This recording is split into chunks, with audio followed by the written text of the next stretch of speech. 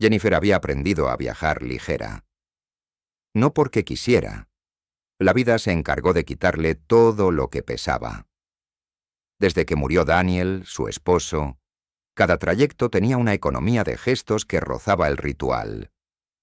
2 mochilas discretas, una para documentos y otra para lo imprescindible de Emma. Una botella de agua vacía para pasar el control. Toallitas, un paquete de galletas de canela que la niña siempre elegía por el aroma. Y en el bolsillo interno, las cuentas del rosario que habían pertenecido a su suegra.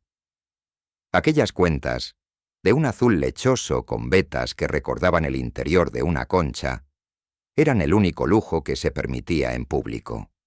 Un objeto que no se mostraba a cualquiera, y que, sin embargo, siempre estaba al alcance de su mano. Emma las adoraba.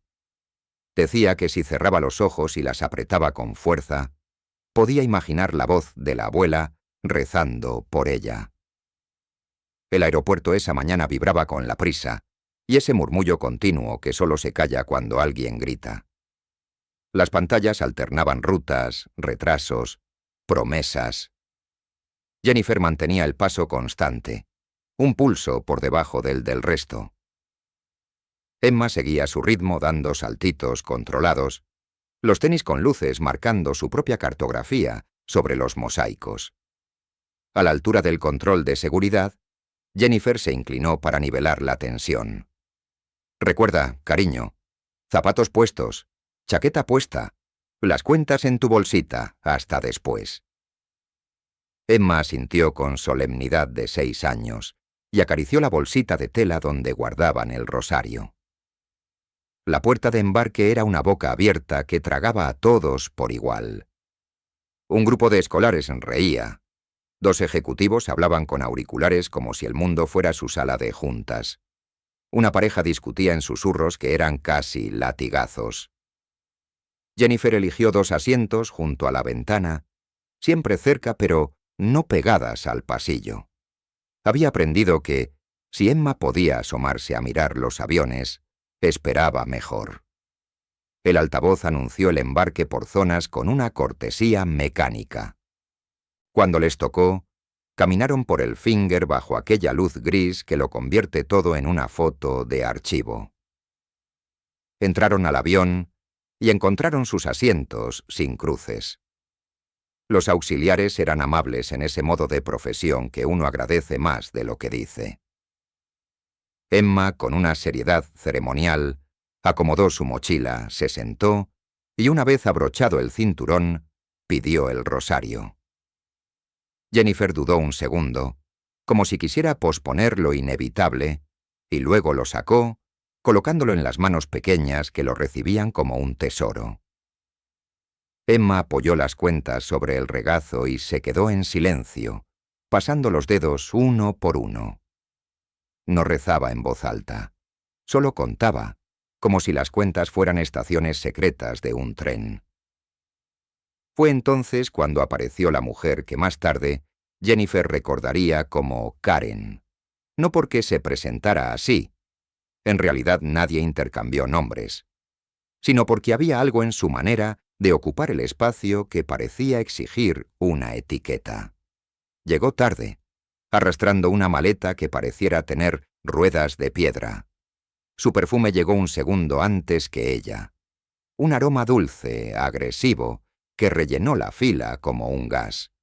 Llevaba el abrigo en el antebrazo y un bolso demasiado grande como para ser práctico.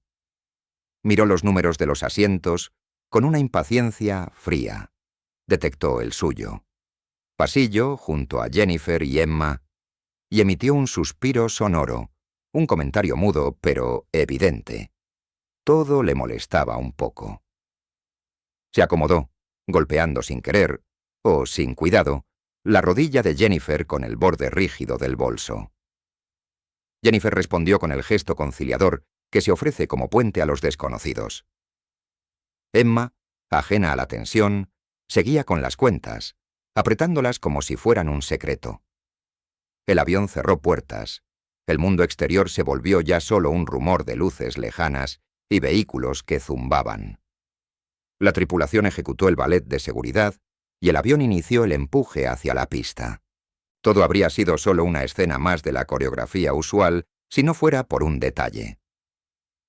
Karen miró las cuentas en las manos de Emma y su rostro se tensó de una manera que no tenía nada que ver con la prisa. Fue primero una ceja, luego un gesto en la boca, después un comentario corto como una piedra.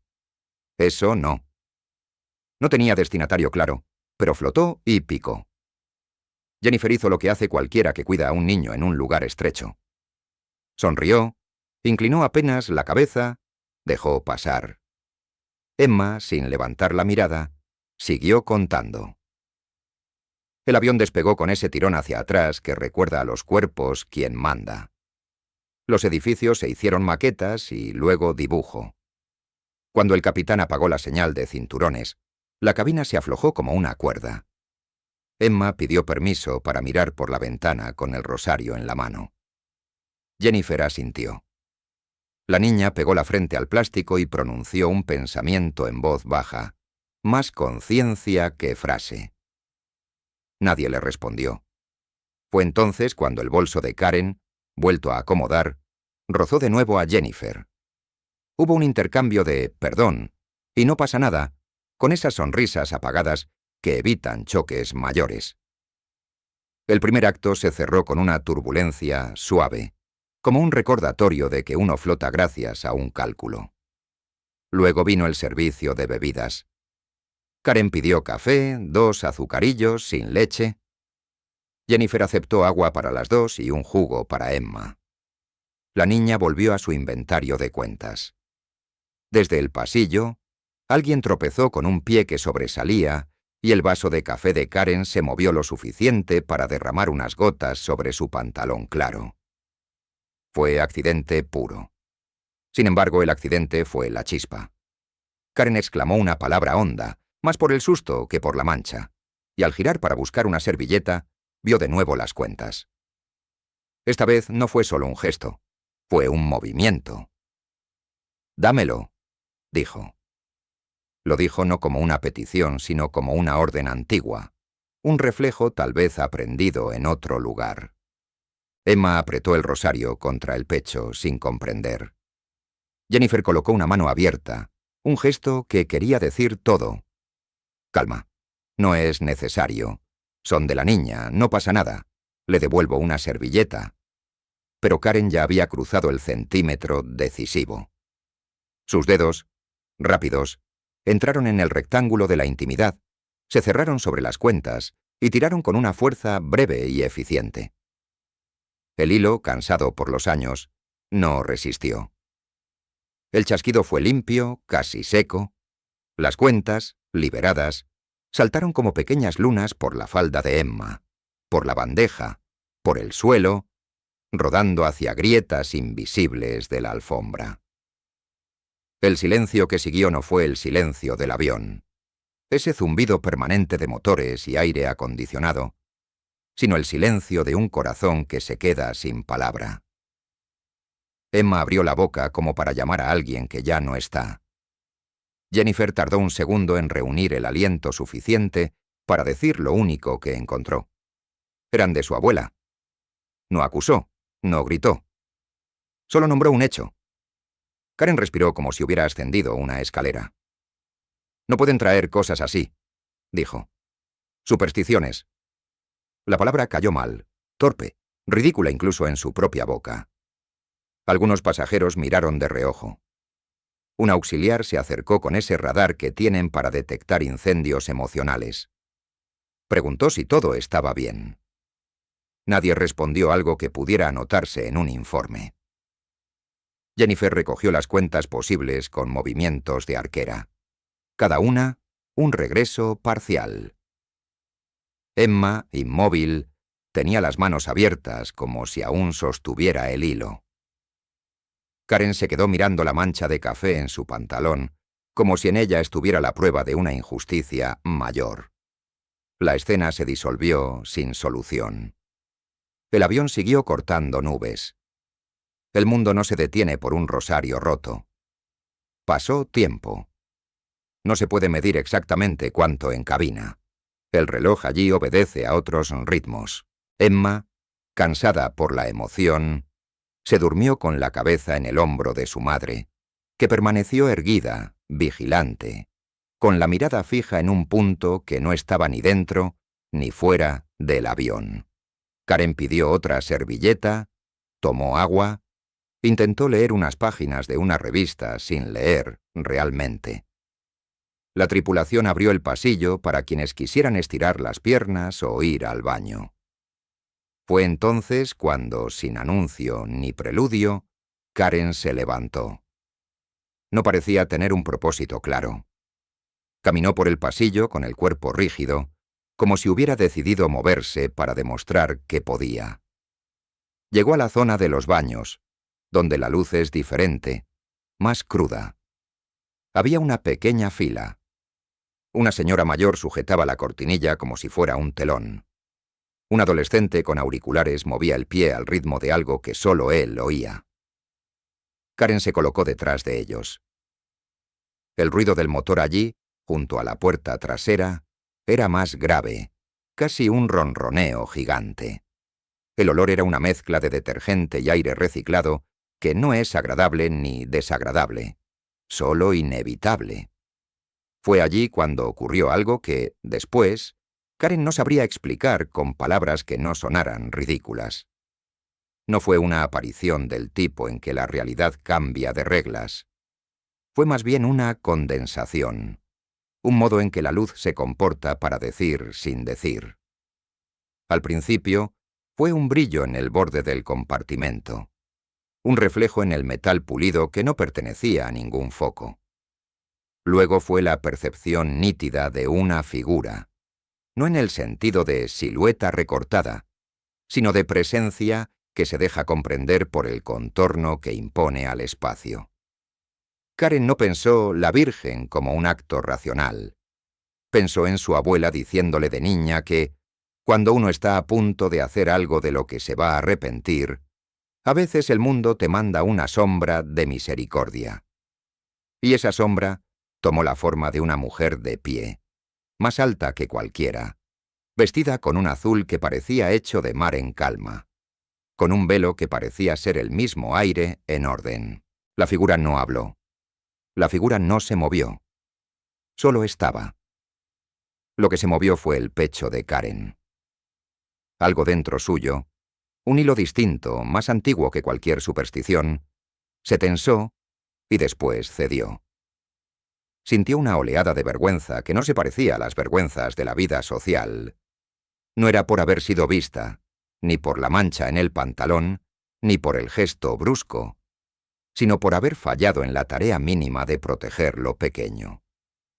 Se vio a sí misma, con una claridad que sorprendía por su crueldad, estirando la mano para quitarle a una niña lo único del vuelo que no se podía reemplazar. Recordó, como si alguien hubiera abierto un cajón, la última conversación con su madre. Voces elevadas, reproches, una puerta cerrada con esa contundencia que pretende ser final. Recordó su propio rosario de niña, guardado en una lata de galletas junto a cartas que no envió, y cómo lo tiró un día de rabia contra una pared para demostrar que podía vivir sin amuletos. Recordó, con una punzada que subía desde el estómago hasta los ojos, el funeral del padre, al que llegó tarde porque eligió no escuchar a nadie. La fila avanzó y nadie notó que Karen estaba quieta en medio del movimiento mínimo del pasillo. La figura permaneció, no como un holograma, sino como una evidencia en el cuerpo. La gravedad de una mirada que no acusa. Karen respiró hondo, y el aire le supo a algo antiguo, como a una casa a la que uno no vuelve desde hace años, pero que aún huele a su nombre. Entró al baño cuando fue su turno sin ver realmente el espejo. Cerró la puerta y apoyó la frente en la madera por dentro. No lloró de inmediato. Primero contó, sin querer, con los dedos, como si buscara cuentas invisibles. 1, 2, 3. No sabía qué contaba. Luego sí. Lloró. No el llanto desbordado de la escena. Un llanto corto, concentrado, como una afirmación. Se enjuagó la cara, se miró unos segundos y salió con la decisión que da la certeza de haber visto algo, sea lo que sea. Volvió al asiento más despacio. En cada paso se le ocurrían frases de disculpa que le sonaban correctas y a la vez insuficientes. Ninguna deshacía el chasquido del hilo. Al llegar, encontró a Emma dormida, el rosario roto en una bolsita con cierre que Jennifer había improvisado con la prudencia de quien sabe que la vida es en restauración continua. Jennifer la miró de reojo, con esa mezcla de cansancio y alerta que adoptan los cuidadores. Karen se sentó y durante unos minutos no pudo hacer nada más que sostener el borde de la bandeja con los dedos, como quien se agarra a una baranda invisible. Las palabras finalmente llegaron en el enfoque mínimo posible. Se inclinó apenas hacia Jennifer, sin cruzar los límites del espacio de la niña, y habló en voz baja para no agitar el aire más de lo necesario. «Lo siento», dijo la frase en ese tono raro en que uno no pide perdón por cortés, sino porque sabe que lo necesita. Jennifer asintió sin concesión y sin dureza, un gesto que era a la vez puerta entreabierta y frontera. Karen añadió: «Fue imperdonable». No buscaba absolución. Estaba diciendo una verdad para ponerla sobre la mesa. Jennifer, que llevaba demasiados meses aprendiendo a no pelear batallas inútiles, dijo solo: «Eran de su abuela». La repetición de la frase no era un reproche. Era el enunciado que organiza el sentido. Karen asintió con una especie de reverencia torpe. No insistió. No intentó tocar la bolsita ni prometió reparaciones imposibles a 30.000 pies. El resto del vuelo se estiró y contrajo como todos los vuelos.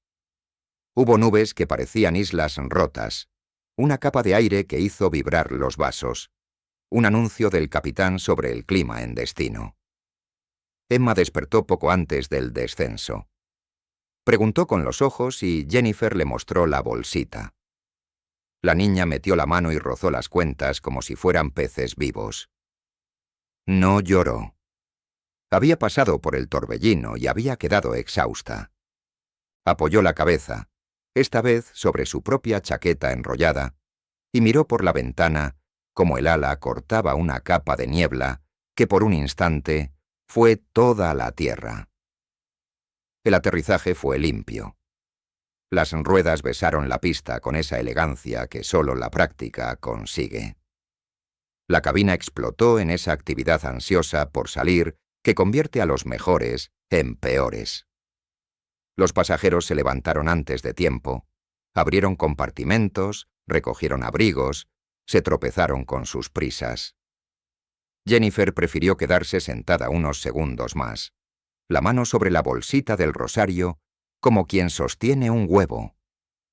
Karen permaneció en su asiento, rígida de una tensión distinta. Tenía que decidir qué hacer con la ebriedad silenciosa de la escena vivida junto al baño. Cuando por fin se abrió su fila, dejó pasar a Jennifer y Emma con una deferencia que no parecía teatral, sino necesaria. En el Finger, con ese aire que por fin parece real después de horas de aire acondicionado, Karen aceleró para alcanzarlas sin invadirlas. No tenía un plan. Tenía una necesidad. Las encontró a la altura del pasillo que lleva a las maletas. Se colocó a una distancia respetuosa y habló en ese volumen que no asusta ni distrae. «Perdón». La palabra, su segunda versión, le sonó más propia. «No tengo cómo arreglarlo, pero quiero intentarlo». Jennifer se detuvo un poco. No, del todo. Los pasajeros la rodearon como agua que busca salida. Karen siguió. «No soy creyente. O creí que no lo era. Hoy vi algo. O recordé algo. No importa el nombre. Sé que lo que hice estuvo mal. Quiero comprar otro rosario para ella. No será el mismo, lo sé. Pero, ¿me dejaría intentarlo?» Miró a la niña con una prudencia que no pretendía conquistarla, solo pedir autorización para el gesto. Jennifer elaboró una pausa. No tenía ninguna obligación de conceder nada. También sabía que sí tenía el derecho a aceptar un gesto si ese gesto era honesto. Asintió una vez, breve. «Buscaremos uno», dijo. Karen asintió como si le hubieran dicho algo más grande. «Gracias», añadió, y no persiguió la escena más allá de lo decente. Se detuvo, las dejó ir, se quedó mirando un punto en el suelo donde el brillo del fluorescente hacía un charco de luz. En la cinta de equipaje, mientras la maleta de Jennifer daba su vuelta lenta, Emma preguntó si el rosario de la abuela podía arreglarse. Jennifer acarició la bolsita. «Tal vez podamos pasar un hilo nuevo», dijo. No prometía milagros materiales, prometía paciencia. Emma asintió como quien acepta un plan que consiste en estar juntas en una mesa con luz, intentando que un objeto vuelva a ser uno. No dijeron más. Karen, por su parte, salió a la zona de taxis con la sensación nítida de que debía hacer una llamada que había evitado por meses. Pidió un coche, se apartó del flujo principal, buscó en su teléfono un número que aún sabía de memoria y lo tocó. Sonaron 3 tonos. Al cuarto, una voz que no necesitaba presentaciones dijo su nombre como si lo estuviera probando por primera vez en años. Karen no supo cómo empezar y, para su sorpresa, no tuvo que hacerlo. La voz al otro lado llenó los huecos con preguntas pequeñas que eran, en realidad, puertas grandes. «¿Comiste? ¿Cómo estuvo el vuelo? ¿Dónde estás?» Karen dijo la verdad más simple. «Estoy aquí». Notó que su propia voz tenía el timbre de los días en que todo es principio. No explicó la visión ni el rosario. Sabía que había cosas que se dicen con el tiempo o no se dicen. Lo único que puso sobre la mesa, como se pone una taza en la cocina que uno dejó, fue el deseo de ver a su madre. La otra voz no dudó. Quedaron en encontrarse esa misma tarde. Ninguna mencionó la discusión de antes. Ambas sabían que los puentes a veces se reconstruyen sin comentar los escombros. Días después, en una iglesia de barrio que no imponía nada, Karen entró sola en una tienda lateral donde vendían velas, estampas y rosarios hechos por manos que trabajaban más por oficio que por negocio. La luz era tibia. Una mujer mayor colocaba sobre un paño azul unas medallas nuevas. Karen recorrió con los dedos, sin tocarlos de verdad, los rosarios dispuestos en líneas. No buscaba uno idéntico, porque comprender lo imposible es signo de madurez, sino uno que, al tomarlo, dijera con honestidad: «Quiero reparar». Encontró uno de cuentas azules con vetas perladas, no igual, pero con la misma intención de mar. Lo compró sin pedir descuento. Lo metió en una pequeña bolsita de tela y escribió en una tarjeta: «Para Emma, con disculpas sinceras y el deseo de que estas cuentas la acompañen donde las otras no puedan». No firmó más que con su nombre. Se lo envió a la dirección que Jennifer le había dado por mensaje, con una gratitud que no era solo por el permiso de intentar enmendar, sino por la oportunidad de experimentarse a sí misma como alguien capaz de hacerlo. Jennifer recibió el paquete una tarde de lluvia leve. Lo abrió con Emma en la mesa de la cocina, esa mesa donde se arreglan juguetes, se pegan alas de mariposa de papel y se tienden hilos nuevos. La niña acarició el nuevo rosario con cautela, como si temiera traicionar al antiguo. Jennifer le dijo lo que uno dice cuando necesita enseñar que reparar no es olvidar. Este no sustituye al de la abuela. Es un compañero. Emma lo entendió a su modo perfecto. Pidió que el viejo y el nuevo descansaran juntos en una caja con papel suave. Ese día aprendieron un ritual nuevo. Por las noches, antes de apagar la lámpara, Emma tocaba un par de cuentas de cada rosario, como si hilara ambos tiempos. Karen, por su parte, siguió encontrándose con su madre para cafés que no eran ceremonias, sino vida. Hablaban de cosas pequeñas, del precio de las frutas, de la vecina que se fue, de una noticia sin importancia aparente. En el tercer encuentro, sin buscarlo, surgió la conversación que ambas evitaban. Un borde suave, una esquina desde donde mirar el pasado sin que las corte. Karen contó el vuelo, no como confesión dramática, sino como relato de una tarde en la que se le reveló su torpeza y su hambre de reparación. Su madre no dijo, «Te lo dije». Dijo otra cosa más útil, que a veces la única prueba de que algo sagrado roza la vida es que uno sale distinto. No porque haya visto luces, sino porque se atreve a hacer una llamada, a pedir perdón, a comprar un rosario para una niña que no conoce. Se rieron al final de la frase, no por burla, sino por alivio. No hubo titulares ni videos virales de lo ocurrido en el avión. Nadie grabó el momento del chasquido. Nadie registró la visión junto al baño. Lo que quedó fue una constelación de gestos. Una bolsita con cuentas rotas guardada como si fuera una reliquia. Un rosario nuevo que aprendió a no querer reemplazar, sino acompañar. Dos mujeres que se sientan en una cafetería a reconstruir, sorbo a sorbo, una lengua común. Una niña que aprende que las cosas se rompen y que, sin embargo, se puede vivir con lo roto cuando se lo cuida bien. A veces, en vuelos posteriores, Jennifer miraba a su alrededor con la discreción de quien sabe que todo avión es una parábola. Observaba a las mujeres que embarcaban con prisas o con calma y pensaba en Karen sin resentimiento, como se piensa en alguien con quien se compartió un tramo incómodo del camino y que luego envió una señal desde la otra orilla. Emma, que crecía, seguía llevando su bolsita con los dos rosarios cuando volaban. Había inventado un juego nuevo. Al despegar, elegía una cuenta antigua y una nueva, y sin hablar, les pedía valor para cosas pequeñas. No olvidar un cuaderno, no tener miedo a la oscuridad, no enfadarse por un comentario en el patio. Jennifer a veces la observaba de reojo y sentía que, si su suegra pudiera verlas, se reiría en voz baja con esa risa de cocina que bendice sin grandilocuencias.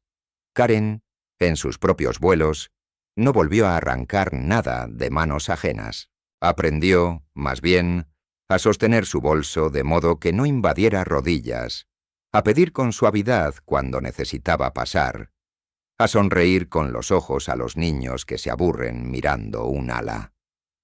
No se convirtió de pronto en una santa, ni empezó a rezar letanías. Pero cada vez que veía la luz dura del pasillo junto al baño, recordaba la figura que no exigió nada y que, sin embargo, la obligó a mirarse. A veces, al salir del baño, contaba en silencio hasta 10 con los dedos, no por superstición, sino para recordar el ritmo con el que se recomponen las cosas que uno rompe sin querer o por torpeza. La vida siguió, no como un río grandioso, sino como una cadena de días que aprenden, con esfuerzo, a ser menos bruscos. Y ese, quizá, fue el verdadero milagro del vuelo. No una suspensión de las leyes físicas, no un signo espectacular, sino una alteración íntima en la gravedad moral de una persona que, habiendo roto, quiso coser. De otra que, habiendo sido herida, permitió que la reparación entrara. Y de una niña que, en lugar de perder algo para siempre, ganó una lección que no cabe en ninguna catequesis, que lo sagrado a veces se presenta cuando el mundo se estrecha, cuando la luz del pasillo es fría y el aire huele a detergente, y que, aún allí, hay lugar para un hilo nuevo que atraviese las cuentas dispersas y les devuelva el sentido.